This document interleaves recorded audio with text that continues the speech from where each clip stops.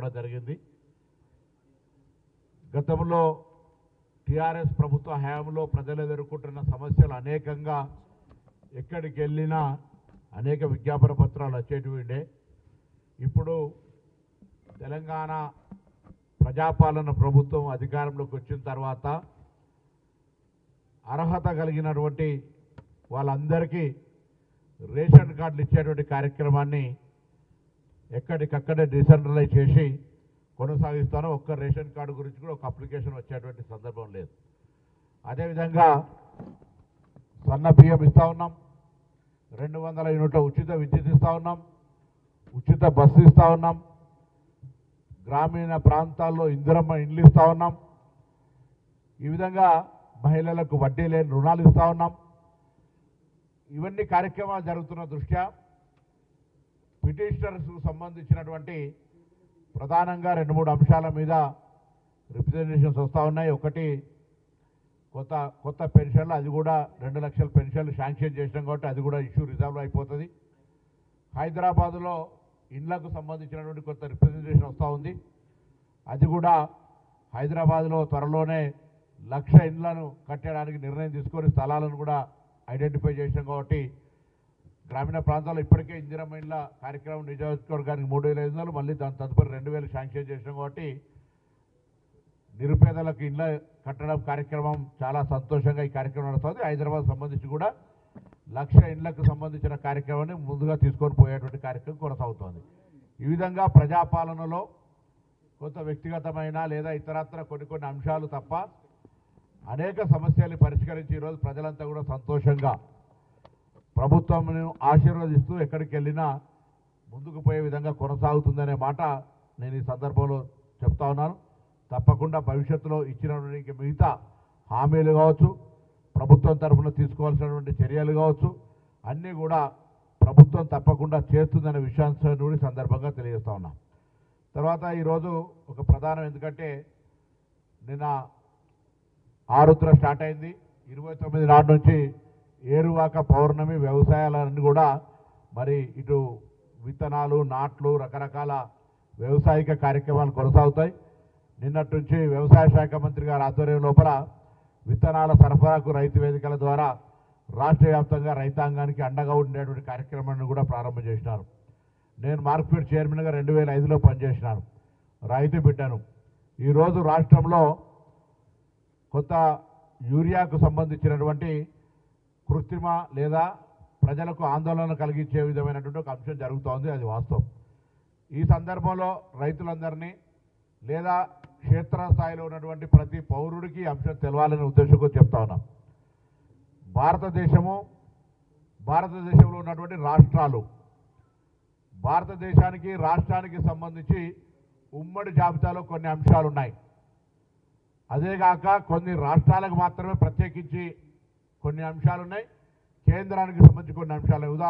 ఉదాహరణ రక్షణ శాఖ పూర్తిగా కేంద్రముదే, వేరే గ్రామీణ రాష్ట్ర శాఖ రాష్ట్రానికి సంబంధించిన కొన్ని ప్రత్యేకించి శాఖలు ఉన్నాయి. ఉమ్మడి శాఖలో ఉన్నటువంటి దాంట్లో కూడా కొన్ని శాఖలు ఉన్నాయి.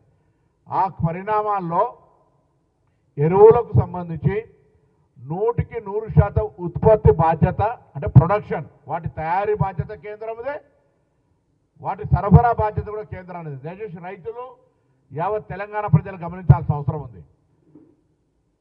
ఈ రాష్ట్ర రైతులకు కావలసినటువంటి యూరియా మొత్తము మనకు కేంద్ర ప్రభుత్వం పంపాల్సిందే. రాష్ట్ర ప్రభుత్వాలు దేశంలో ఎక్కడ కూడా సొంత యూరియా కంపెనీలు ఉండవు.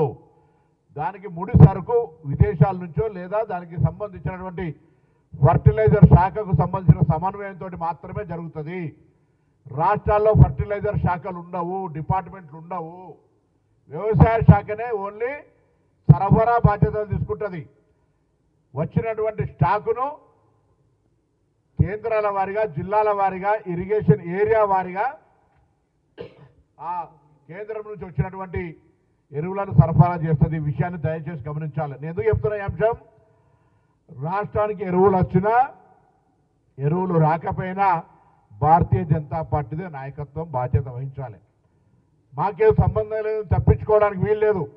ముందస్తుగానే తెలంగాణ రాష్ట్ర ప్రభుత్వం శాఖ తరఫున గౌరవ మంత్రులు ముఖ్యమంత్రి గారు అనేక సందర్భాల్లో తెలంగాణ రైతాంగానికి అవసరమైన ఎరువుల సరఫరా చేయమని అనేక సందర్భాల్లో డిమాండ్ చేస్తూ ఉన్నాం, కోరుతా ఉన్నాం.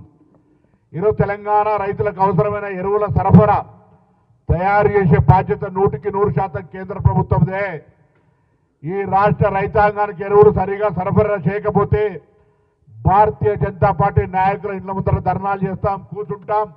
గ్రామ ప్రజలు గ్రామాల్లో ఎవరైనా భారతీయ జనతా పార్టీ నాయకులను చెప్పేటోళ్ళ ముందర నిలబడి ఎరువుల సరఫరా కేంద్రం బాధ్యత రాష్ట్రం మీద మీరు తోసి మీరు రాక్షసానందం పొందే ప్రయత్నం చేయొద్దనేటువంటి మాట కోరుతా ఉన్నా.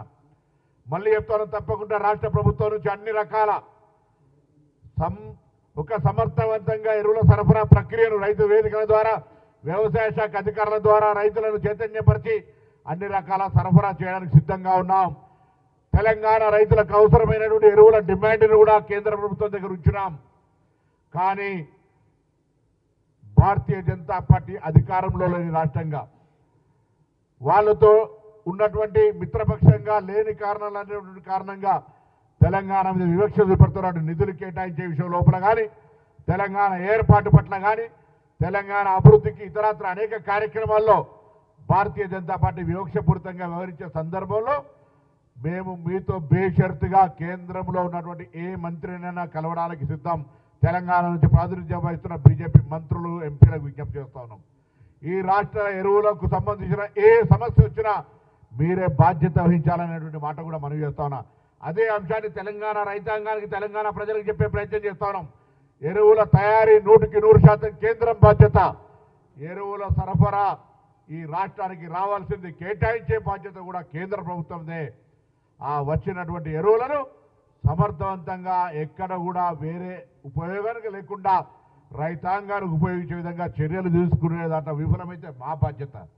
కానీ అటువంటిది ఏం లేకుండా బట్టగాల్చి మీద వారేసి తెలంగాణ ప్రభుత్వాన్ని బదనాం చేయడానికి సరఫరా కావలసిన ఎరువులు సరఫరా చేయక రైతాంగానికి ఇబ్బంది పెట్టే ప్రయత్నం చేస్తే తెలంగాణ ప్రజలు, తెలంగాణ రాజకీయ పార్టీలు, తెలంగాణ ప్రభుత్వం, భారతీయ జనతా పార్టీ కేంద్ర ప్రభుత్వంతో కొట్లాడుతుంది. ఇక్కడ నుంచి ప్రాతినిధ్యం వహిస్తున్న బీజేపీ ఎంపీలను ఒత్తిడి తెస్తుంది. రైతాంగ సంక్షేమాన్ని దృష్టిలో పెట్టుకొని రైతుల పక్షాన్ని నిల్చుంటుందనే మాటని సందర్భంగా, ఎందుకంటే వర్షాకాలం పడతా ఉన్నాయి. 29 నుంచి ఏరువాక పౌర్ణమి.